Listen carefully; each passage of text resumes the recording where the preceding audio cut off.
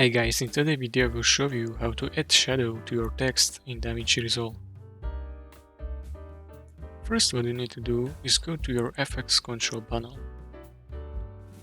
Navigate to titles. Click and drag text plus above your clip on the timeline. Ensure your text is centered or adjust as needed. Select the text plus element. Go to the top right corner and access the inspector panel. Within the inspector panel, go to shading.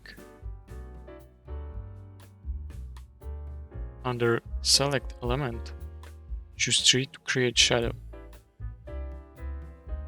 Enable the shadow effect.